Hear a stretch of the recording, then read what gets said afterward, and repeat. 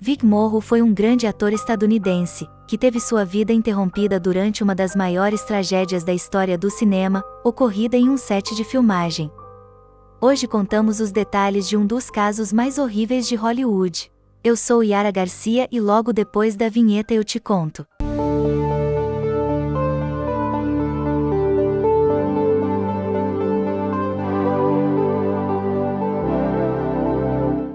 Em 1982, o ator Vic Morrow e dois figurantes mirins, Mika Jin Lee, de 7 anos, e René Shin Yi Shen, de 6, gravavam uma cena do filme Twilight Zone, que no Brasil recebeu o nome de No Limite da Realidade. Mas algo deu errado, e eles saíram mortos do set.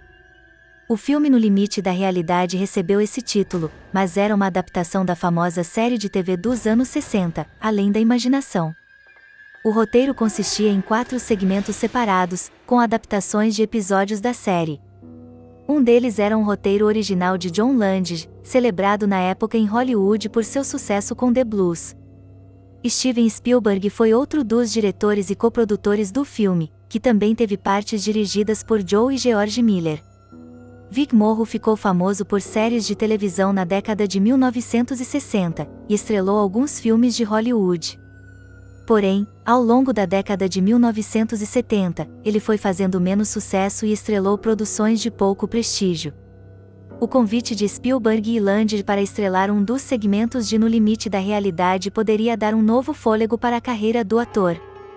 No filme, Morrow interpretou Bill, um homem preconceituoso, que prova do seu próprio veneno, quando é transportado magicamente para situações em que é oprimido, como a França da ocupação nazista e a Guerra do Vietnã.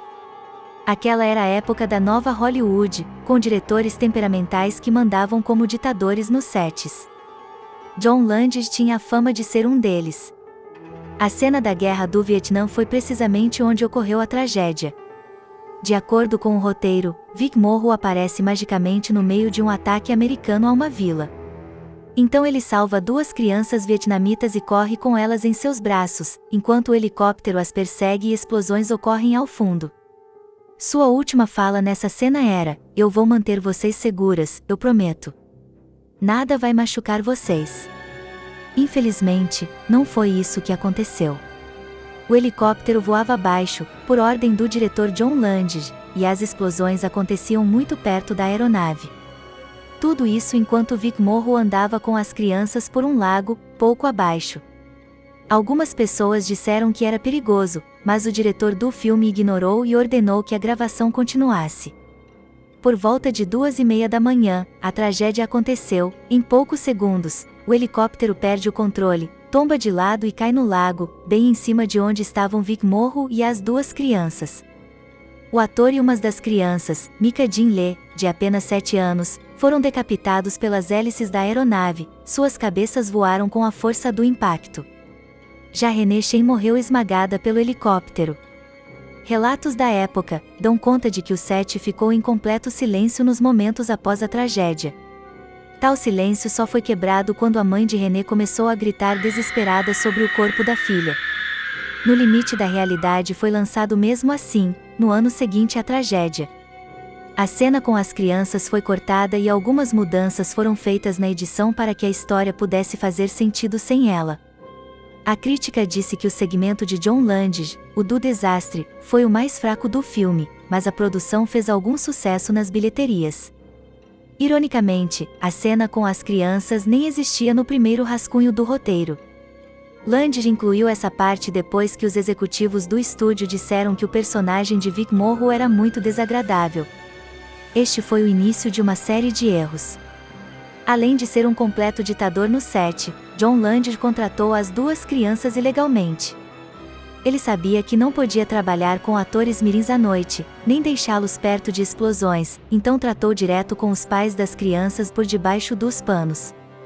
Os pais sabiam que as filmagens quebravam a regra do trabalho noturno e concordaram, mas os produtores disseram apenas que haveria barulho, não explosões e um helicóptero.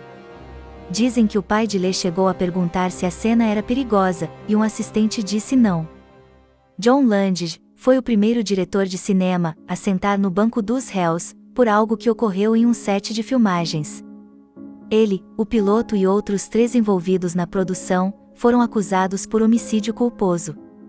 As famílias também processaram o estúdio na esfera civil, recebendo uma indenização estimada em $200 milhões, muito maior que o faturamento. No julgamento que atraiu a mídia americana, os acusados tentaram colocar a culpa uns nos outros. Landis afirmou que a culpa era dos efeitos especiais, enquanto o piloto e a equipe de efeitos especiais disse que o diretor foi negligente e os expôs ao perigo. Contudo, todos eles foram absolvidos das acusações. Landis continuou sua carreira como se nada tivesse acontecido, lançando sucessos como Um Príncipe em Nova York e videoclipes do astro Michael Jackson. Ele e sua família continuam dizendo que não tem culpa do acidente, e que tudo foi um infeliz erro com os efeitos especiais. Por outro lado, a tragédia com Vic Morrow, René Chen e Mika Jin Lee estimulou Hollywood a criar regras para cenas perigosas, que antes não existia nenhuma. O texto orienta como proceder em gravações com explosões, armas e outros perigos. A partir disso, seguros em produções se tornaram obrigatórios e possíveis, afinal, com mais cuidado nos sets, os contratos se tornaram vantajosos para as seguradoras. Profissionais de gerenciamento de risco passaram a fazer parte da equipe de produção. A cada novo acidente, as regras são atualizadas, e é provável que isso aconteça após o desastre com Alec Baldwin e Alina Hutchins. Mas infelizmente pessoas precisaram morrer para que as regras mudassem.